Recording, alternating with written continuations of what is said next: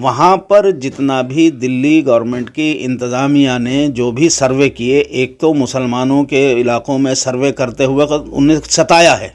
जिसका 100 रुपये का नुकसान हुआ था उसका 10 रुपये का लिखा, और फिर वो 10 रुपये देने के लिए भी 50 चक्कर उससे लगवाए हैं, और वो भी 10 रुपये सबको नहीं दिए हैं। वो भी 10 में से 2-3 आदमियों को दे दिए, बाकी 7-8 को टरका दिया। तो ये सारी सूरत हाल हुई। और उसमें जो है तुरफा तमाशा ये किया कि खुद जो मुसलमान एमएलए हैं इस पार्टी के, उन्हीं को केजरीवाल ने खुद मुस्लिम मफादात के ख़िलाफ़ यूज़ किया है।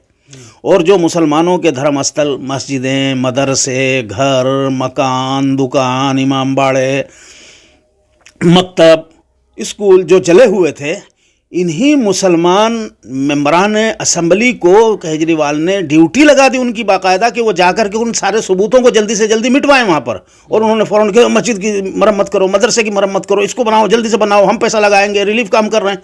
ये सब क्या तमाशा है भाई। मैंने कई जगह पर जाकर के उस वक्त उसका विरोध किया, और मैंने कहा कि पहले इसमें जो है वो जो पुलिस का हमारा एक एजेंसी होती है, वो एफआईआर तो हो ही रही हैं, एफआईआर के अलावा जो सबूत इकट्ठा करने वाली फॉरेंसिक जो टीम होती है, पहले उसको बुलाओ, वो अपने सारी सबूत यहाँ से जमा कर ले, इसकी वीडियो फिल्म बना ले, उसके बाद जो है आप इसमें मरम्मत का काम शुरू करना, उससे पहले नहीं। केजरीवाल सरकार ने पूरा अपने मुसलमान लीडरों को भी लगाया, अपने मुसलमान वर्करों को भी लगाया, और ख़ुद भी अपने अफसरशाही को भी लगा करके उसमें जो है पूरा जोर लगाया कि किसी भी तरह से ये सबूत जो है मिटाए जाएं कि मुसलमानों के मजहबी मकामात का इस कदर नुकसान पहुंचाया गया है। तो ये एक तरफ तो ये किरदार है केजरीवाल का, जिसको कभी नज़रअंदाज नहीं किया जा सकता, कभी माफ़ नहीं किया जा सकता। दूसरी तरफ जब लॉकडाउन हो गया, रोज़ाना केजरीवाल मरकज़ के नाम से बैठ कर के 15 मिनट से 20 मिनट जो है डेली पूरे नेशनल एंड इंटरनेशनल मीडिया के सामने कि मरकज़ से इतने लोग फैल गए, मरकज़ से इतने लोग मर गए, मरकज़ वालों में से इतने लोग आ गए, जमातियों में से इतने लोग वो हो गए, रोज़ाना का ड्रामा जो है उसने पूरी मुद्दत तक वो अंजाम दिया है। वो सब क्या था? तीसरा काम उसी वक्त जो उसने किया, मरकज़ को सील करने का। और दिल्ली गवर्नमेंट, वही दिल्ली गवर्नमेंट और वही केजरीवाल जो ये कह रहा था कि दिल्ली दंगों के दौरान पुलिस, दिल्ली की पुलिस मेरे अंडर नहीं आती, मुझे पावर नहीं है कि मैं एफआईआर कराऊं या केस लिखवाऊं, उसी केजरीवाल को ये कानूनी अख्तियार हो गया था कि वह दिल्ली पुलिस को ऑर्डर दे रहे हैं कि इनके खिलाफ एफआईआर लिखी जाए। और केजरीवाल ही की फरमाइश पर, केजरीवाल ही की हिदायत पर मरकज़, तबलीगी जमात का मरकज़ जो निज़ामुद्दीन में, उसके खिलाफ एफआईआर दर्ज की गई। यह असल किरदार है केजरीवाल का। तो इस केजरीवाल को समझना पड़ेगा कि वो केजरीवाल जो आपको जो है 1 मिनट में लोमड़ी की तरह रंग बदलता है, इसको तो समझना होगा। जब तलक इलेक्शन नहीं हुआ था, आपने देखा कि एनटीसीए तहरीक जो चल रही थी, उसको आम आदमी पार्टी के सारे लीडर, सारे वर्कर किस तरह से उसमें शामिल थे और किस तरह से लगे हुए थे। और जैसे ही वोटिंग हो गई, वोटिंग के बाद किस तरह से रंग बदला और किस तरह से आंखें बदली, वो भी आप सबके सामने है, उसको भी आपको सामने रखना चाहिए। मतलब आपको वोट लेने के लिए, इलेक्शन जीतने के लिए मुसलमानों का इस्तेमाल तो करना है, चाहे मुसलमानों की जान जाए, चाहे मुसलमानों का माल जाए, और चाहे मुसलमानों की आबरू जाए, लेकिन आपको अपना वोट बैंक हासिल करने के लिए वो जो है पूरा टारगेट करना है। लेकिन जब आपका मकसद हासिल हो जाए, आपका उल्लू सीधा हो जाए, तो फिर आप जो है मुसलमानों को 1 मिनट में ज़िबा नहीं करते, बल्कि झटका करा देते हैं उनका। और वो आपने किया है। 3 मैंने आपको पॉइंट बताए। नंबर 1, दिल्ली के फसाद में केजरीवाल का किरदार, केजरीवाल सरकार का किरदार। दूसरा, सीएए के मामले में केजरीवाल का और उसकी पार्टी का किरदार। तीसरा, लॉकडाउन के ज़माने में जब ये बीमारी या महामारी जो कुछ भी थी या नहीं थी, अर्जी थी या फर्जी थी, जो भी थी, लेकिन वो एक सूरत हाल जब पैदा हुई तो उस वक़्त का केजरीवाल का किरदार। ये तीनों किरदार इस बात को बिल्कुल साफ बताते हैं कि केजरीवाल की पार्टी मुसलमानों की दोस्त नहीं है। लिहाजा अगर मुसलमानों ने सीलमपुर जाफराबाद के इलाके में, जमुना पार के इलाके में केजरीवाल की पार्टी को हराया है, तो मैं समझता हूँ कि उन्होंने अपनी आदत और मिजाज के मुताबिक ही फैसला किया है। चूँकि इससे पहले जब कांग्रेस हुकूमत में होती थी, कांग्रेस से उनको शिकायतें होती थी, तो कांग्रेस को इसी तरह हराते थे वो। और जब आम आदमी पार्टी बनी तो केजरीवाल मेरे पास आया था यहाँ घर पे, मुझे अपने साथ लगाने के लिए, और मैं लगा भी उनकी पार्टी में कि भाई ठीक है चलो यार अच्छे लोग हैं, इन्हें कुछ लेना देना नहीं है, मफादात के लिए नहीं आए। लेकिन देख करके उनके साथ कुछ दिनों के तजर्बे से ही ये साबित हो गया कि ऐसा नहीं है जैसा कहा जा रहा है। ठीक है, दिखाने के दांत कुछ और हैं, खाने के कुछ और हैं, वो सब चलता है, चल रहा है। लेकिन बुगला भगत बन करके जिस तरह से वो कर रहे हैं, अब मेरे ख्याल से वो लोगों की समझ में आ गई है बात, और मुसलमानों ने ख़ास तौर से वो चीज़ समझ ली है।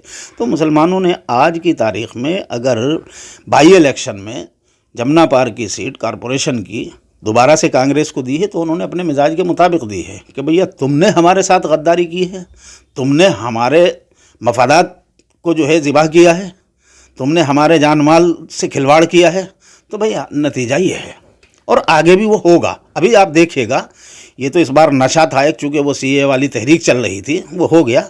आगे आप देखिएगा कि ये जो मुसलमानों में एक तरह से जो ये धोखा देने वाली सियासत है, वो हिंदुओं के बीच हो या मुसलमानों के बीच।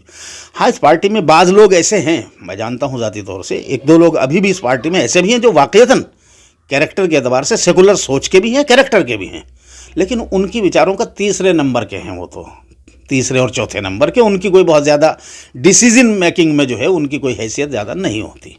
इसलिए मैं समझता हूं कि मुसलमानों ने जो किया वो अपने हिसाब से ठीक किया है, और केजरीवाल अपनी पॉलिटिक्स के एतबार से, अपनी सत्ता के एतबार से जो है वो अपने हिसाब से अपना ठीक करते जा रहे हैं। मेरा सवाल ये है कि आखिर जो अक़लियत है, जो मुस्लिमों की अगर बात करी जाए, मुस्लिम माशरे की, उसके पास कोई और ऑप्शन भी तो नहीं है। उन्होंने बीजेपी को भी जो है वोट देकर देखा, फिर आम आदमी पार्टी पर जो है भरोसा जताया, और फिर लौटने के बाद फिर दोबारा जो है कांग्रेस से उम्मीद लगा रहे हैं। तो आखिर इसके साथ में फिर ऑप्शन क्या बचता है? वो उम्मीद नहीं है, असल में आप उसे उम्मीद गलत समझ रहे हैं। अगर उन्होंने जमुना पार में कांग्रेस को जिताया है केजरीवाल के मुकाबले में या आम आदमी पार्टी के मुकाबले में, अगर कांग्रेस को जमुना पार में मुसलमानों ने वोट दिया है, तो इसका मतलब ये नहीं कि उनको उम्मीद हो गई है कांग्रेस से बहुत ज़्यादा। बस मैंने कहा ना कि वो रिएक्शन है, क्योंकि कांग्रेस की ही सरकार में मुसलमानों की हालत दलितों से बदतर मैं कह रहा हूँ, मैं कह रहा हूँ, तो इसको भी जो है नज़रअंदाज नहीं किया जा सकता। इसके लिए क्या कहना चाहेंगे आप? नहीं, मैं बिल्कुल, आपने सही सवाल किया है और सही कह रहे हैं आप कि मुसलमानों को, मुझ समेत तमाम मुसलमानों को कांग्रेस से हज़ारों शिकायतें हैं कि भाई ये हज़ारों फसादात जो है, और मैं तो सबसे बड़ी शिकायत जो है वो ये है कि ये छोटे छोटे सांप सपोले जो दूध पिला पिला करके कांग्रेस ने पाले थे, जो आज सत्ता में बैठे हुए अजदहे बन गए हैं, आज ये खुद कांग्रेस को भी निकल रहे हैं, ये पाले हुए तो कांग्रेस ही के हैं, और ये मुसलमानों को डराने और डसाने के लिए ही तो पाले गए थे कि भाई मुसलमानों को ये डंक मारेंगे, मुसलमान डर के हमारे पैरों में आएगा और हम जो है अपनी सत्ता मजबूत रखेंगे। लेकिन कुदरत का इंतकाम भी तो एक चीज़ होती है ना, कब तक आप किसी के साथ खेलते रहेंगे?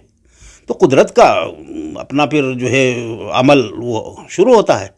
कुदरत तो कोई चीज़ है ना, और कुदरत का फिर जब रोल शुरू होता है, फिर जो है वो अच्छे अच्छे बड़े बड़े ताकतवर पहलवान और तूफान जो है वो पछड़ जाते हैं। तो क्या ये माना जाए कि जिस तरीके से कांग्रेस ख़त्म होने की कगार पर थी, और दूसरी पार्टी का जो है नारा भी था देश बचाओ और कांग्रेस भगाओ, तो कहीं ना कहीं कांग्रेस दोबारा से जो है जिंदा होकर के आ रही है आपसी विवाद के बाद? देखिए, उसूली बात है, ये बिल्कुल नेचुरल बात है कि अगर किसी को अपनी गलतियों का एहसास हो जाए और वो अपनी गलतियों से माफ़ी तलाफ़ी करके ईमानदारी के साथ अपने कैरेक्टर को दुरुस्त करके सामने आए, तो फिर जो है कुदरत माफ़ भी करती है और उसको दोबारा मौका भी मिलता है। लेकिन अगर सिर्फ दिखाने के लिए ये सब हो तो फिर वो नहीं चलता। मैं तो दूसरी बात कहना चाह रहा हूँ आपसे कि देखिए, आपने जो बात बुनियादी सवाल किया था कि मुसलमानों का ऑप्शन क्या है, मुसलमानों के पास इस मुल्क में ऑप्शन है, और मुसलमानों के पास एक नहीं अनेक ऑप्शन हैं। मुसलमानों को चाहिए कि जैसे बदरुद्दीन अजमल साहब की AUDF एक सेकुलर पार्टी है, उसमें हिंदू भी हैं, दलित भी हैं, मुसलमान भी हैं, सब तरह के लोग हैं उसमें। इसी तरह ओवैसी की पार्टी में भी दलित भी हैं, हिंदू भी हैं, मुसलमान भी हैं। हालांकि ये बात अलग है कि उसको चाहे नाम निहाद सेकुलर पार्टियों का गैंग जो है वो उसको बीजेपी की बी टीम बताने लगे या बीजेपी का एजेंट साबित करने लगे। चूँकि जो भी मुसलमान अगर कभी भी खड़ा होगा, इस मुल्क में मुसीबत ये है कि अगर कोई भी मुसलमान लीडरशिप की अहलियत रखता है, उसकी सलाहियत उसके अंदर होती है और वो खड़ा हो जाता है मैदान में कि भाई मैं लीडर हूँ, मैं क़यादत करूँगा, तो फिर तमाम नाम निहाद जो सेकुलर चैम्पियन ये गैंग हैं, ये तमाम के तमाम उसको बीजेपी और RSS का एजेंट साबित करना शुरू। जबकि सच्चाई ये है कि इन सब के नीचे आप देख लीजिएगा, इनकी पेंटों के नीचे जो खाकी नेकर मिलेगी, इल्ला माशाअल्लाह किसी किसी को छोड़ दीजिए, कोई होगा 100 में 1-2 मिसालें हो सकती है ऐसी, लेकिन ज़्यादातर की आप देखिएगा पैंटें उतार के तो वही मिलेंगे आपको, सबकी चड्डियाँ जो हैं वो खा के मिलेंगी। लेकिन बहरहाल मुसलमानों को धोखा देते चले आ रहे हैं, दे रहे हैं, ठीक है। हम तो इसके बावजूद भी कहते हैं भाई ठीक है, समझौता करके अगर कहीं किसी तरह से जब मुल्क में एक साथ मिलकर के रहना है, एक साथ मिलकर के, चूँकि राजनीति का मतलब ये है कि हम अपने समाजी मसाइल को मिलजुल करके हल करें, यही तो राजनीति। और राजनीति क्या है, बाकी तो आदमी अपना कमाता खाता है, अपना जो है दीन धर्म अपना मामला है, अपना मज़हब आदमी अख्तियार करता है, अपने मज़हब पे अमल करता है। लेकिन मौजूदा जो हुकूमत और बीजेपी आरएसएस ने जो चलाया है, मेरा ख़्याल ये है कि इनको जो है वो जो एक कहते हैं ना कि वो अफारा हो गया, इन्होंने डोज ज़्यादा ले ली है और इनसे जो है वो बर्दाश्त हज़म नहीं हो पा रहा। तो ये अफर के इनका अपना पेट खुद ही फटने वाला लग रहा है मुझे तो, कि ये अपने अफारे में खुद ही पेट फट के मरने वाले हैं। इसलिए मुझे तो बहुत ज़्यादा वो नहीं, मुसलमानों को बस इतना है कि ये ज़रूर चाहिए कि वो बजाय दूसरों के प्रोपेगेंडे का शिकार होने के, वो ये देखें कि उनके इलाके में, उनके स्टेट में, चाहे वो दिल्ली हो, चाहे वो यूपी हो, बिहार हो, उड़ीसा हो, बंगाल हो, आसाम हो, कहीं भी हो, जिस स्टेट में जो पार्टी ऐसी है कि जिसमें ज़्यादा से ज़्यादा सेकुलर कैरेक्टर के लोग किसी पार्टी में हैं, और कोई पार्टी ऐसी है चाहे उसका लीडर मुसलमान हो, चाहे कोई दलित हो, चाहे कोई और हो, या कोई पसमानदा हो, या कोई ब्राह्मण ही हो, इससे भी कोई परहेज़ नहीं है। लेकिन सवाल ये है कि उसका कैरेक्टर पार्टी का और उस लीडर का कैरेक्टर, दोनों का मजमूई कैरेक्टर जो है वो बिल्कुल क्लियर आपको जो है वो पढ़ना समझना पड़ेगा। और उसके बाद जो है आपको अगर कहीं ओवैसी की पार्टी काम कर रही हो और वो खड़ी हो सकती है, अजमल की पार्टी हो सकती है या किसी और की पार्टी हो सकती है, तो आप जो है सबसे पहले उनको तरजीह दीजिए, अपनी ताकत बनाइए और अपनी ताकत को इकट्ठा कीजिए, यूनाइट कीजिए। हर एक की मजबूरी बन जाएगी कि वो आपको सलाम करेगा, आपके साथ मिलकर के। आज जैसे वो कहते हैं ना कि ये तो बीजेपी के एजेंट है, तो आरएसएस के एजेंट है, इनके साथ नहीं जाना, कल को वो सारे जो है आपको सलाम करेंगे और आपके साथ अलायंस करने के लिए आपकी खुशामद करेंगे। और तब जो है आप मजबूती के साथ अपने मफादात के तहत, अपने मुल्क के लिए, अपनी जमात के लिए, अपने इलाके के लिए, अपनी कौम के लिए, सब के लिए आप एक मजबूत काम करने वाले बन सकते हैं। लेकिन आपको अपनी क़यादत पैदा करनी पड़ेगी। सभी अहम खबरों के लिए न्यूज़ MX को सब्सक्राइब करें, साथ ही बेल आइकॉन को जरूर दबाएं। लाइक, शेयर, कमेंट करना ना भूलें।